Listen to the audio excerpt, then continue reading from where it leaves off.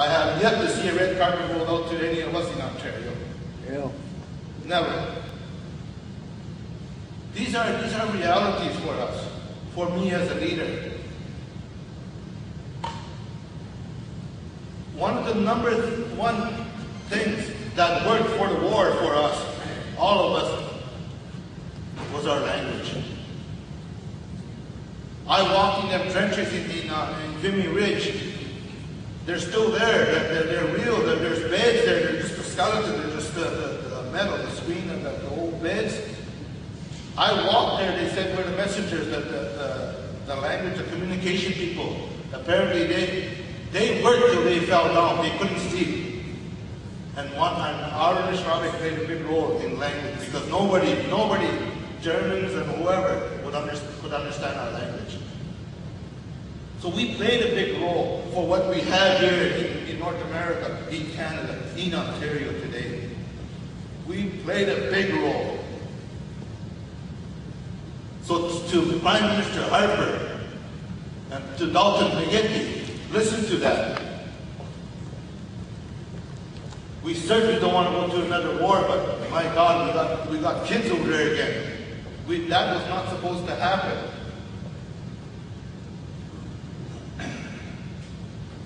The treaties, our treaties, were signed in good faith of the day. Ever since they jailed one of our leaders in Northern Ontario 2 years ago, it still bothers me in my mind where our 1850 treaty is being questioned, it's being challenged by the government, but yet they talked about this while our chief was in jail. They talked about some kind of a treaty that they signed with the mining companies in 1873. That holds still today, they said. Well, if that holds today, ours will supersede that and ours is stronger than their treaty. So please honor our treaty. Because if not, then 1873 with all the mining companies, there's no treaty for you guys either then. And the land belongs to us. The other thing that I think we need to do, we should meet like this twice a year or 3 times a year. We should meet like this with the universities and college students. They're getting smarter. Our kids are getting smarter. They're getting educated. They're coming up the system. I'm very proud. I'm very proud. My 4 boys. I got 3 engineers and 1 policeman. I never thought I'd be in that situation. We have lawyers, we have teachers, we have everybody that it takes to lead this country now. Our kids are coming up. There was never supposed to be a black man in the United States. Never. I hope to see the day I see the Anishinaabe in Ottawa and or Queen's Park, Toronto. I want to see that. Because nothing is impossible anymore. Nothing is. And don't take our kids away. All these years I mentioned I've been involved. It was only 2 weeks ago that I found out why the system, the government don't allow us to open up our homes to our kids as foster homes, as foster parents. Because the document is that thick and it was written as policy by the government. I want to share some of them with you because again, I wish I'd never seen it. Believe me, I wish I'd never seen it. First, there's a home study. There's a cost for that. I will never pay anybody to come and look at my home, to study my home, see if it's going to pass for kids. We know who we are. And our goal is the same. We're not going to put kids where there's going to be any danger or threat. And number 1 is love for the kids. Our goals are the same, so work with us. The other thing that's asked by our families, again, all these, this is why we don't pass. They ask our people on financial information, what is your real estate? How many vehicles you got? What's your RRSP? stocks, your mutual funds, GICs, bank accounts. What does any of that have to do to hug a child, to feed a child, to educate a child? Why would I have to answer them kind of questions? If we hire somebody already having told this against the human rights, our human rights,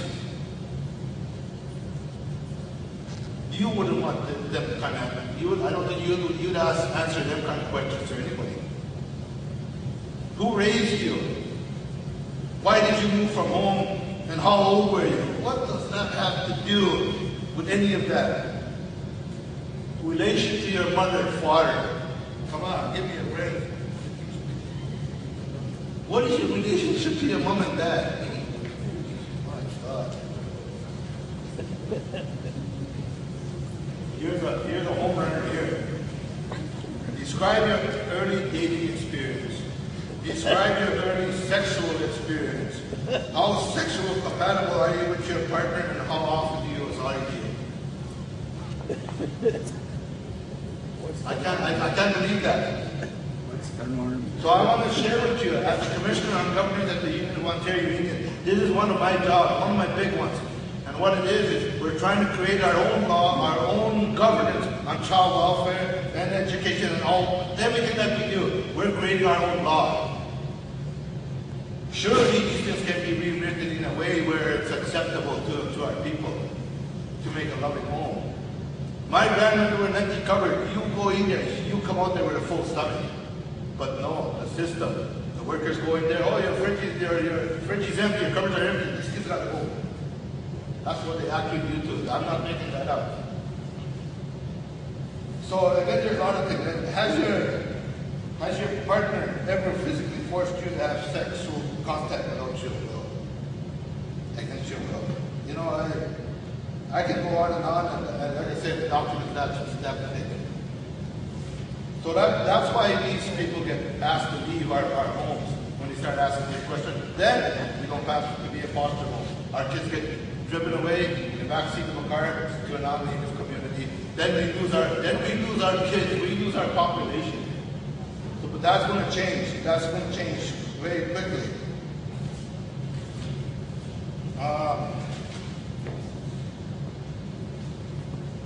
Again, the other thing that keeps coming up against our people, when the big compensation for our residential school, I think the package I was guessing, I said you should be corrected on this, was $350 million to be shared by all survivors and our ones that have run already. But let me say this. Again, it just come up to me by somebody on one of my travels. Chief, why don't you forget about it and move on? Well, I'll tell you something. If I went to residential school and I got treated the way all our grandparents got treated, to a degree of sexual assault, sexual this and sexual that, and somebody give me $10,000, would you forget it? I don't think so. If you didn't eat your bowl of cereal because there was bugs in there, and you got shoved into a dark hole in the room for days in, would you forget it if I give you $10,000? Those are the things that I face as a leader out there. No money, no matter what color we are, if we got treated like that, no money would ever make us forget about those things. So please, work with us, trying to teach everybody here that we got to move forward. We'll never forget that we can move forward.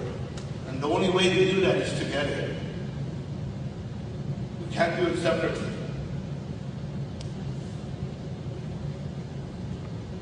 The other thing is the Indian Act. Why only the Anishinaabe Indians have an act? There's so many different cultures and different people in Ontario, in Canada. Where's their act?